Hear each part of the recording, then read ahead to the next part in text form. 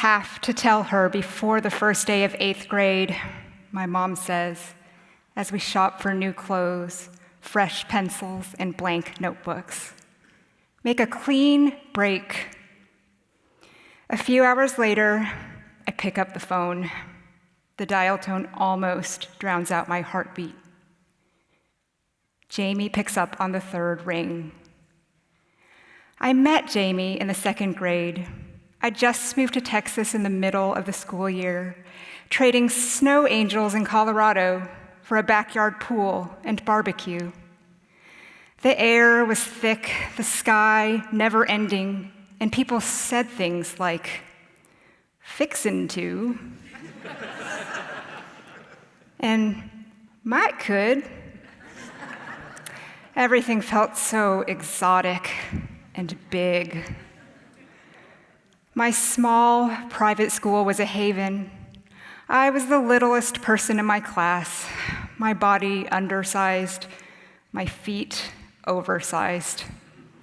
I had knobby ankles and serious eyes, and I wore pink Velcro tennis shoes with my plaid school uniform. I was unbearably shy, but quick to giggle, and all the girls fawned over me because I was a fresh face. I always had someone to play with at recess, and I got invited to sleepovers and roller skating parties. Jamie was one of my many new friends. "I hate being tall," was the first thing she said to me, her shoulders slumped, her eyes hopeful that a short kid like me might want to be friends. Falling into friendship felt completely natural. We both cared about grades and paperback novels, and we both hated gym class. We were both brown-skinned in a sea of fair faces, both children of immigrants who stocked soy sauce right alongside the ketchup and mustard. And while everyone else went off to soccer and dance class, Jamie and I practiced violin and piano. But we were also very different.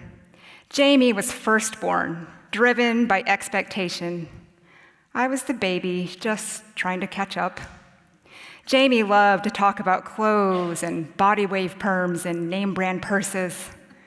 I was desperately trying to make the fanny pack trend happen. Jamie was going to be a doctor. I was going to be an architect, or maybe a musician, or maybe a writer. While I got along with all our classmates and teachers, Jamie had strong opinions and got into fights with the other kids. She wanted me to argue right along with her, but things just didn't bother me as much as they bothered her, and I didn't like conflict. "You're meek," she'd accuse me, "your teacher's pet." Her words would stay in my head for days until my stomach twisted into a million painful knots, and I couldn't sleep at night. I had so many stomach aches, my mom took me to the doctor. After tests and x-rays and lots of questions, the doctor's diagnosis was stress.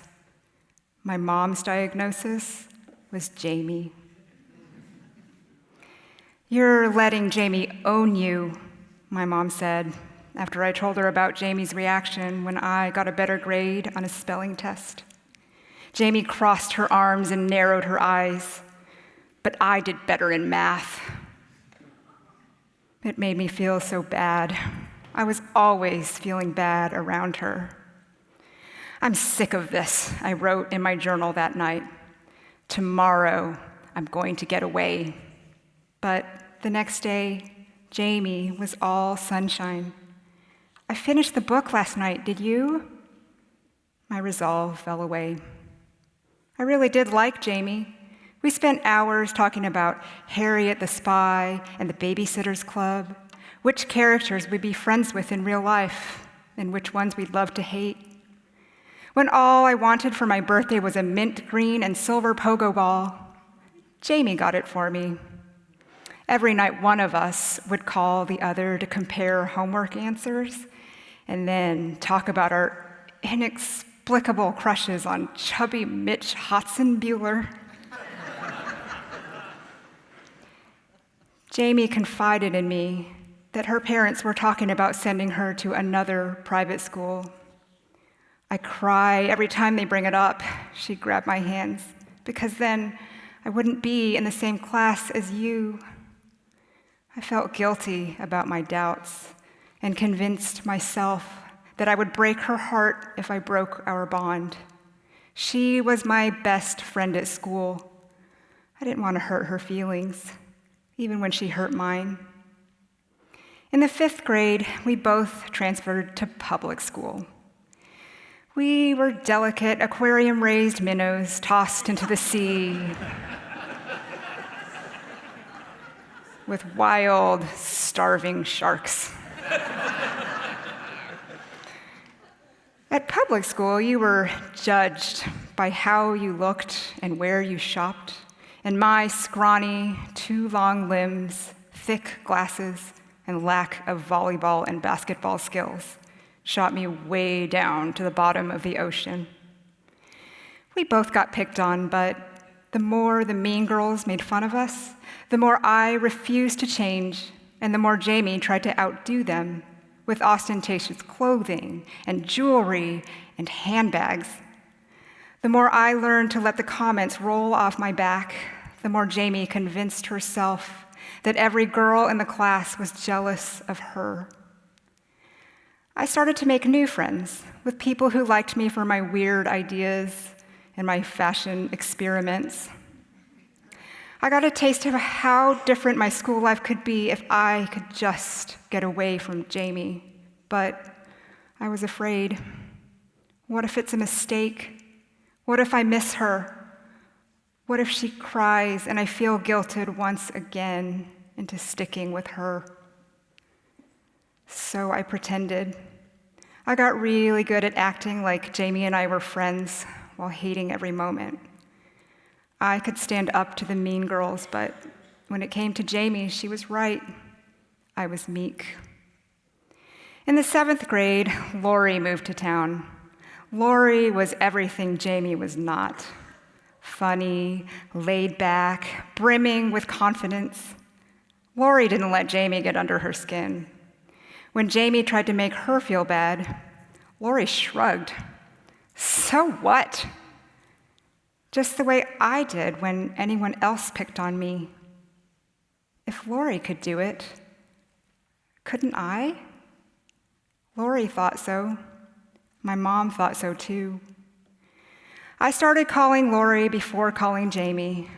Lori was the only one who knew how badly I wanted that spot on the yearbook staff, and I was the first person who knew when Matt finally asked Lori to go with him. With Lori, I was happy and relaxed, and my stomach didn't hurt. At the end of the year, Lori called. We're moving back to Kenosha. All summer long, scenes of life without Lori played through my head. Jamie reading too much into everything. Jamie inserting herself into my new friendships. Day after day of lying to Jamie and lying to myself. Losing Lori would mean losing my newfound freedom. I told my mom I was ready to end the friendship. I always know when it's coming, that telling twist in my gut. It's not always about friendships. I felt it when a domineering boss accused me of lying, when the violin career I dreamed about began to squeeze all the breath out of me. But now, I don't wait for the fear to paralyze me. Instead, I take myself back to that summer. It's the week before the first day of 8th grade. The last rays of the setting sun are hitting the top of the bookcase, and I have a phone call to make.